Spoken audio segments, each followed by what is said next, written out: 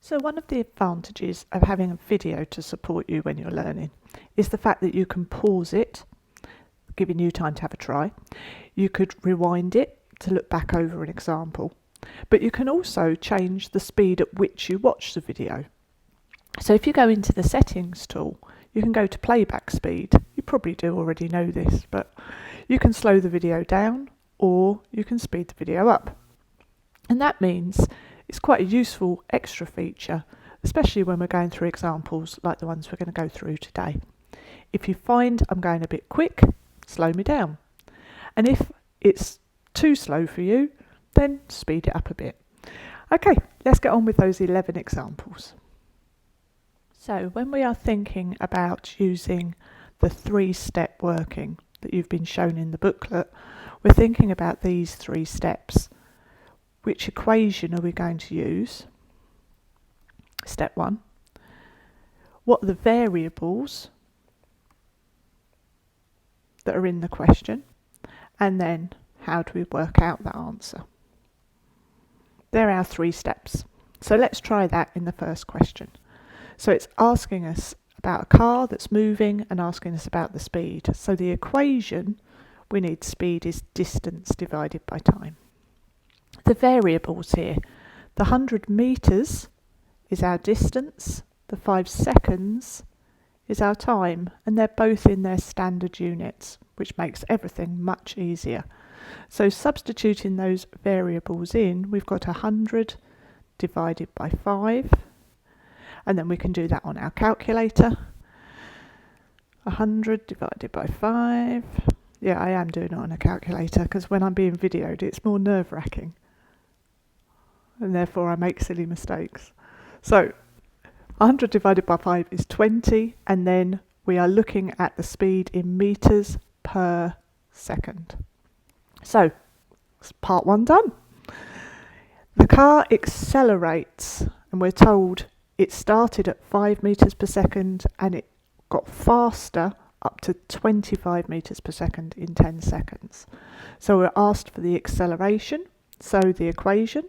Acceleration is the change of velocity divided by the time. So the change of the velocity is what the velocity ended up at, v, minus the initial velocity, what it started at, u. That's the change in velocity. And then divided by the time. So looking at the variables, we've got it started at 5 metres per second. That's our u, our initial velocity. It got up to 25 metres per second. That's our final velocity, v.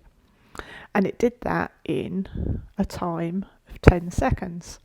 So everything's in standard units for us. So substituting those variables in, we've got 25 take away 5, not 2. Write that a bit neater. 25 take away 5. In fact, let's write that neater. There we go. And that's being divided by a time of 10. But I'm going to do this in 2 steps. 25 take away 5 is 20. You're impressed? I did that without a calculator. Divided by 10. Oh, I'm going to be brave here because 20 divided by 10 is 2, isn't it?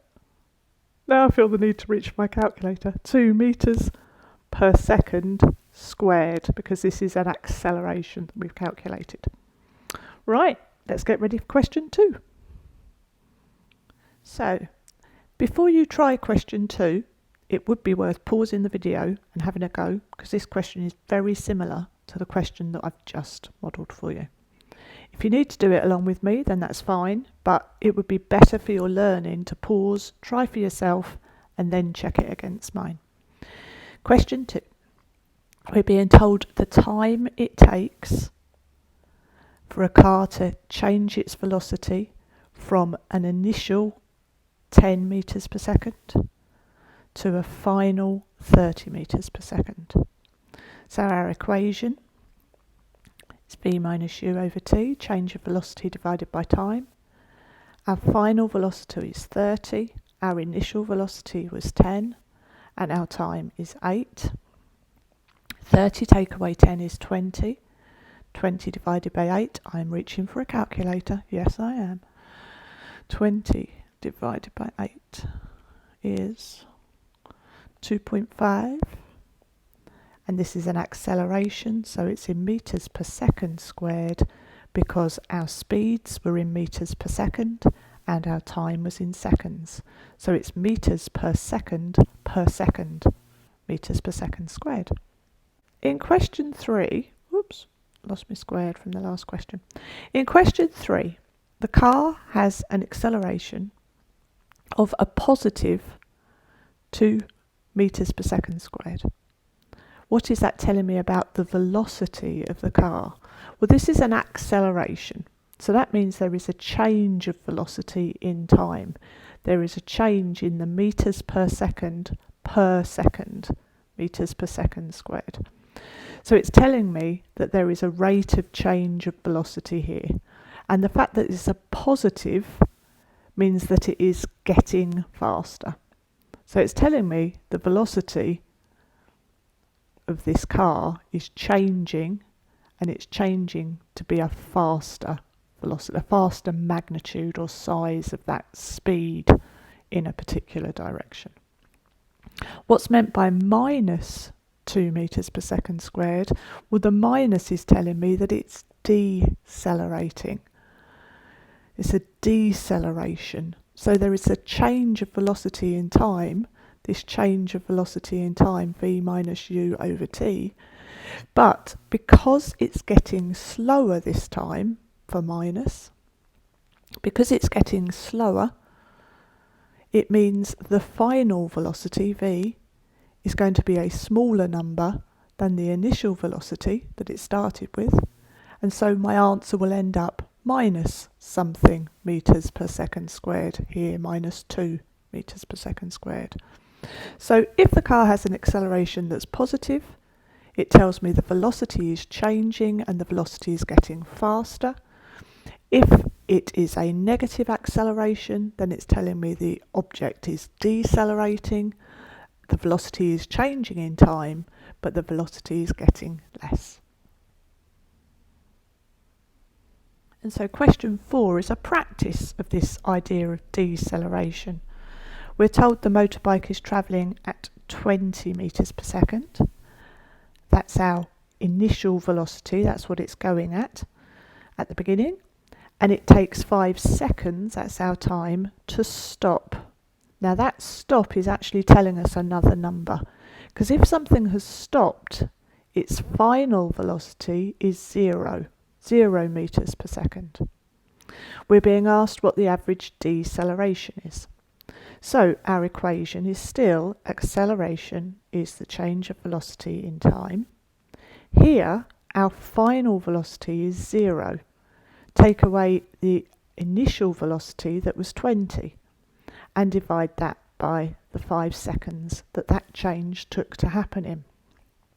So we've now got minus 20 divided by 5, or 5 goes into 24 times, so we've got minus 4 meters per second squared. So the acceleration is minus 4 meters per second squared. The deceleration would be 4 meters per second squared. Well, will you look at us? We're already on question 5.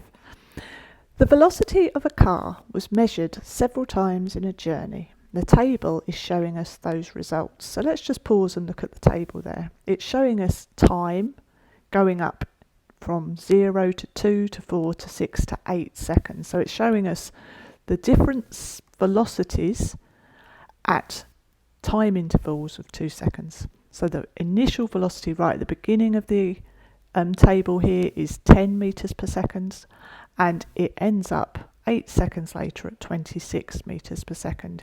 As I go down the table, it's getting a bit faster, a bit faster, a bit faster, a bit faster. It's accelerating. If the car kept speeding up in the same way, how fast would it be going? 10 seconds and at 12 seconds. So we've got to look for the pattern. So here we've got intervals where we're going up in 2 seconds, 2 seconds, 2 seconds, 2 seconds. Here we've got velocities. This one goes up by 4, this goes up by 4, this goes up by 4, and this goes up by 4. So we can see a pattern.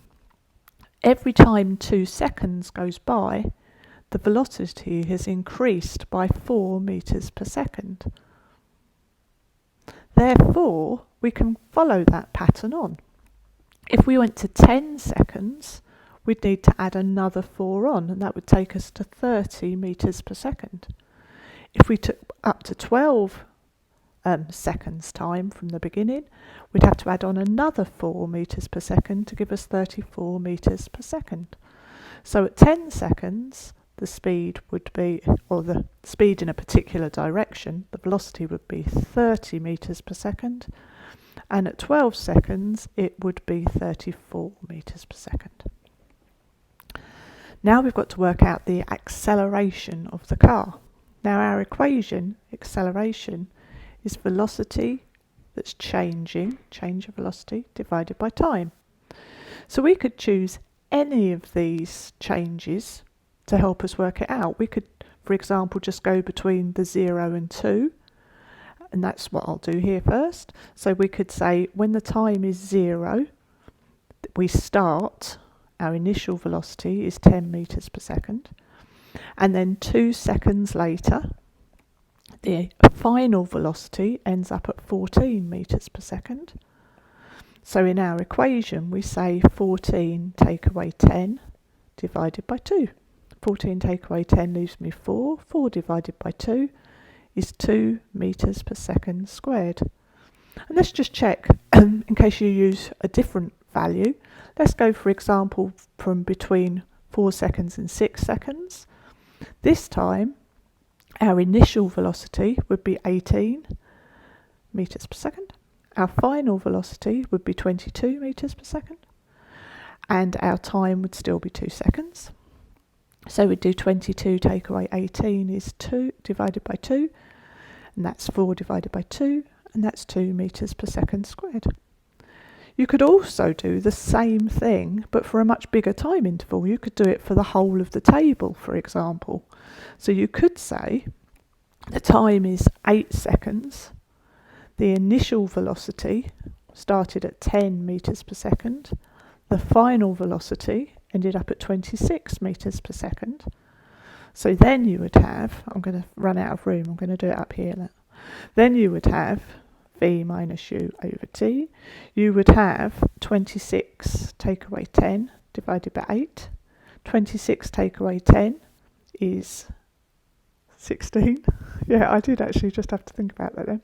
16 divided by 8, 2 8s in 16 is 2 meters per second squared. So it doesn't matter how I use the table of results. There's 3 different examples there, and they all show us that same acceleration, because the rate of change of velocity is constant for these results. Right, part C. What was the velocity of the car 2 seconds before the measurements were taken? So if we go back in time, 2 seconds before the timing started, and we follow that pattern, we need a change of 4 meters per second to happen. So 10 take away 4 is 6 meters per second. So it would be at 2 seconds before the timing started, or minus 2 seconds, the velocity of the car would be 6 meters per second. I hope that helped you think through that one. So make sure that you have a pause and you have a try for yourself rather than just copying me now. You're going to learn much more, just like you would with the model answers in our lessons. You will learn much more by trying first, even if you get it wrong and then have to improve it. But you will learn much more from it by pushing yourself to try first. Then you've got that immediate support to help you if you have got stuck, but don't jump to it too early. So, when you've paused and tried, join me in looking at questions 6, 7 and 8. So, question 6. A cyclist is starting from traffic lights and they're accelerating for a time of 5 seconds. And we've got to find out what the final speed is. Now, it says they're starting from traffic lights, so that is implying that their initial speed is 0. They've stopped at the traffic lights, so they're not moving.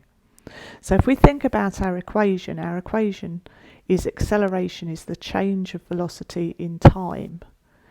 But we've also seen in our lesson booklet, in our lesson notes, to go with the booklet, that the change of velocity rearranged is the acceleration times the time.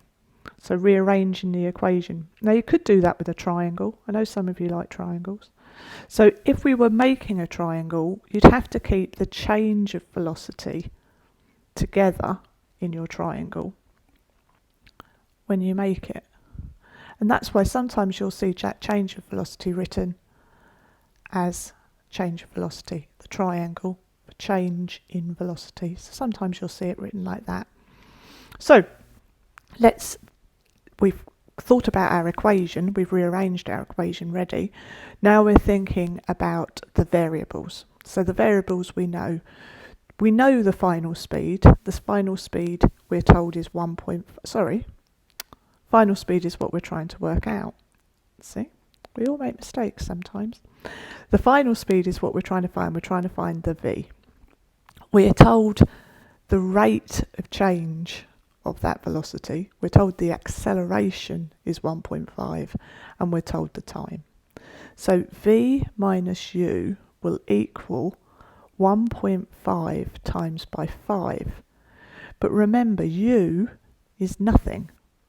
So anything, take away nothing, is just V.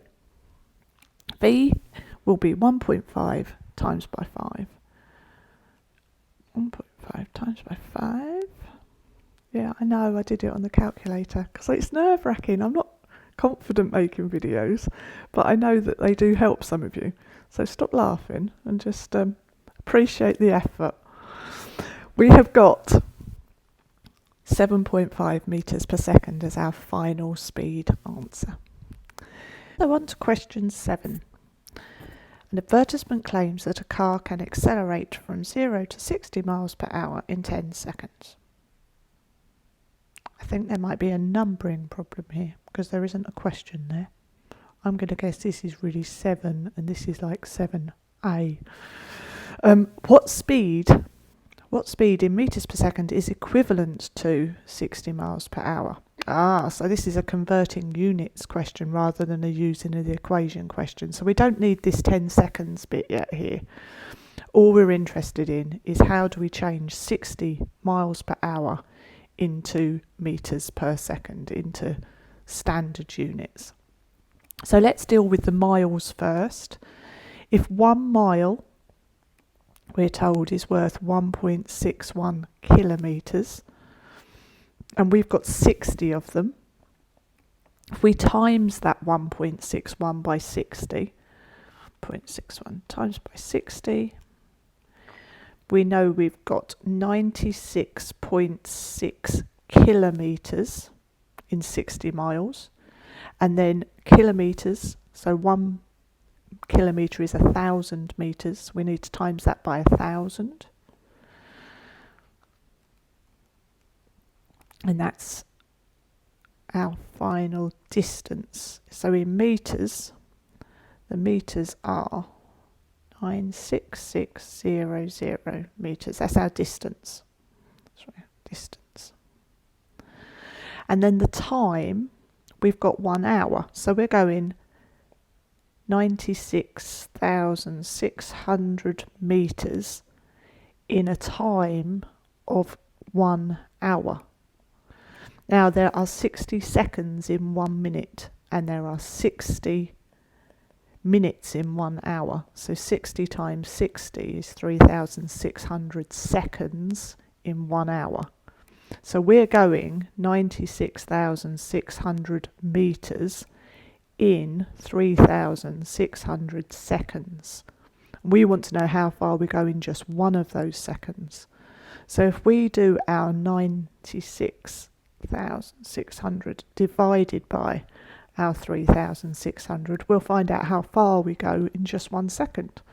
So 96600 divided by 3600 gives us an answer of 26.83 metres in every second. I'm guessing question 9 might be 7 part B, but I've got to go to a different screen to get to that bit, so join me in the next moment of the video.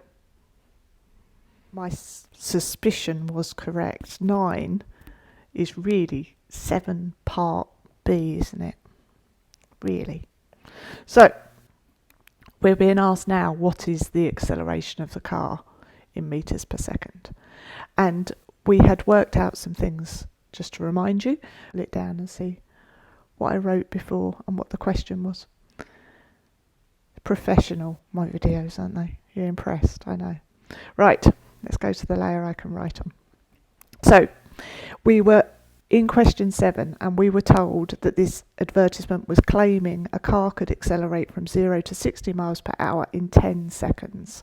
So one of the pieces of information that we have, one of our variables, is a time of 10 seconds. And the car is going to accelerate from nothing. So the initial velocity is 0 metres per second.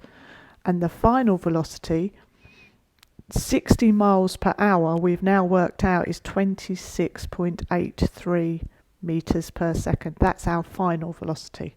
And this advert is claiming that a car can accelerate at this rate, change the velocity from nothing to 26.83 metres per second in just 10 seconds. We've got to work out what that acceleration would be. So, we're going to use our equation. Step 1. Equation is change of velocity divided by time.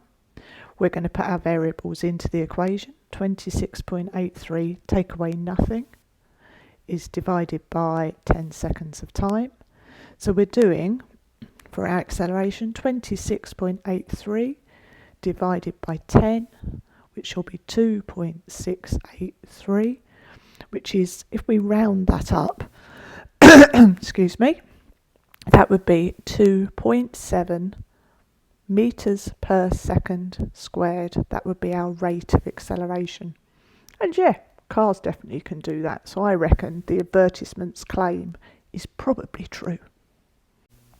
Which takes us on to our next question. Let's just call it question 10.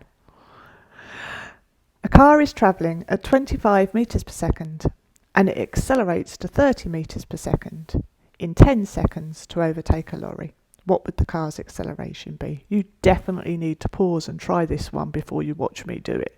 You're ready for this. You can definitely do this one. So, our steps, the equation, change of velocity divided by time. Final velocity, take away initial velocity, divided by the time it takes for that change to happen. Looking at our variables, we have got, it was travelling, the initial velocity at 25 metres per second, and it sped up to get past this lorry. It accelerated to a final velocity of 30 metres per second, and it did that in 10 seconds of time. So we've got 30 take away 25 divided by 10. For our acceleration, 30 take away 25 is 5. 5 divided by 10 is 0.5. And that will be metres per second squared. All done without a calculator. Oh yes, I know you're cheering for me right now. And so now we're at the last question. It's got lots of parts to it, but we are at the last question. Calculating the following. A change of speed when a car accelerates at 2 metres per second for 15 seconds.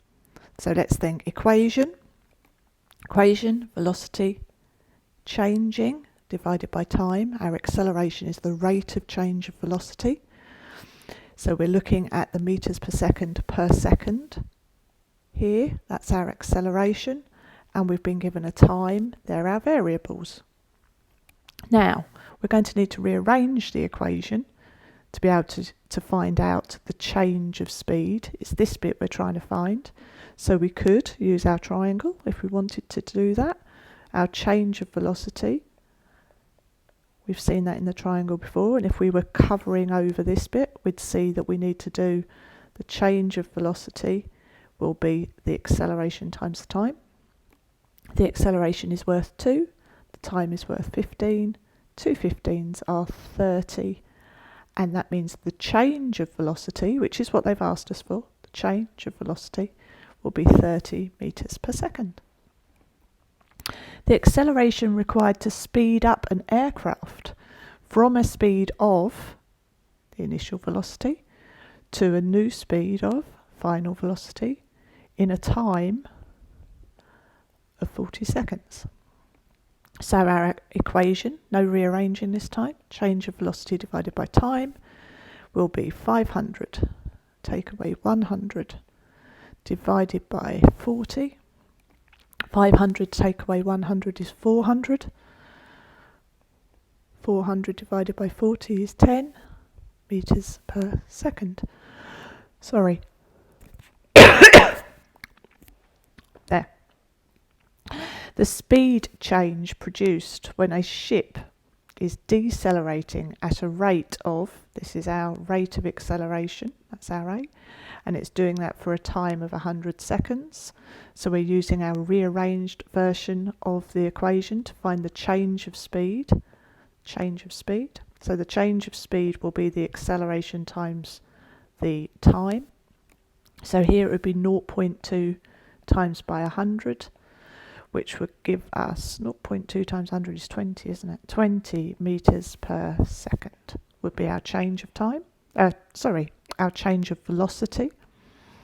Last part D, how long it would take a car travelling at 30 meters per second, about 70 miles an hour, to stop. So this is a deceleration question, yes, at a deceleration of 4 meters per second squared. So remember, a deceleration is a negative acceleration. So our acceleration is minus 4 meters per second squared. And the car was travelling at 30 meters per second and then stopped. So this is our initial velocity, the 30 meters per second. And the stopped is our final velocity, and our final velocity will be nothing, 0 meters per second, because it's stopped. And the question is asking us how long, the time, how long will it take? So we've been looking at our equation every way round except this one, this last one. We need to rearrange the equation for time. So our change of velocity is acceleration times time. This time it's the time we want, so if we cover that over, the triangle can show us that we can do the change of velocity divided by acceleration to find out the time. So the time is going to be the change of velocity divided by the acceleration. Our change of velocity is nothing take away 30 divided by minus 4.